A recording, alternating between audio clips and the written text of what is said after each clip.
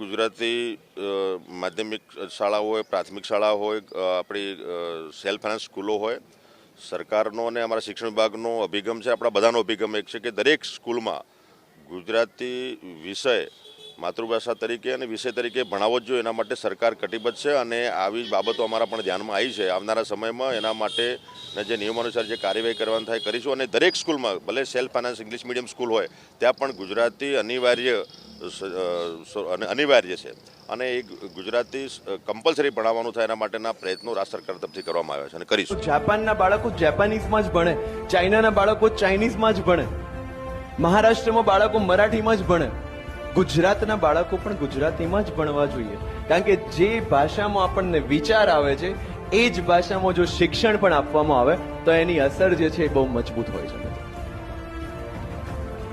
English માત્ર પર્સનાલિટીનો એક ભાગ છે, એક ક્વોલિફિકેશન નથી આવડતું એટલે આપણને એમ થાય ને ઘણી વખત બધા બહુ ઇંગ્લિશમાં બોલતા હોય આપણી સામે તો આપણે એકદમ ઇમ્પ્રેશનમાં આવી જઈએ કે આ તો આપણા કરતા બહુ જ હોશિયાર છે.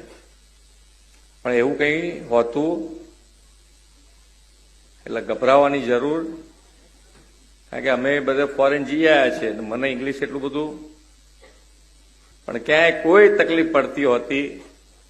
અને ઘણા બધા દેશ એવા છે કે જે એમની ભાષામાં જ બોલે છે. આપણને અકરામણ આવી જાય ઘણી વખતે કે ભાઈ આપણે પ્રયત્ન તરત જ કરીએ છીએ. આપણે ગુજરાતીઓનો પ્રોબ્લેમ ક્યાં છે કે આપણે સામેવાળાની ભાષામાં બોલવાનો તરત જ જવાબ આપવાનો પ્રયત્ન કરીએ છીએ. એટલે આપણને એમ થાય કે ભાઈ આ ક્યાંક લોચો પડી જાય તો, પણ એવું કશું થાય એવું છે. આપણે ગુજરાતી ભાષાનો આપણને ગૌરવ હોવું જ જોઈએ. પેલા બાળકને મોટો થવા દો, એને રમવા દો, એને બધું જ નક્કી કરી નાખ્યું છે. એટલે બાળક આ કોમ્પિટિશનની લાઈફમાં બાળક નથી, માતા પિતા છે. રશિયન આટલા બધા ઊંચા હોદ્દા ઉપર હોવા છતાં એમને અંગ્રેજી નથી આવડવાનું ગમ છે જ નહીં. એમને પોતાની ભાષા આવડવાનો એટલો ગર્વ છે કે પોતાની બીજી પારકી ભાષા ન આવડવાનું દુઃખ એમને છે જ નહીં. એટલે હું એવું માનું છું, ડિસિઝન તો માતા પિતાએ પોતાની રીતે લેવાનું છે, પણ માતૃભાષા જ્યાં સુધી નહીં આવડે ને ત્યાં સુધી બીજી એક પણ ભાષા નહીં સમજે.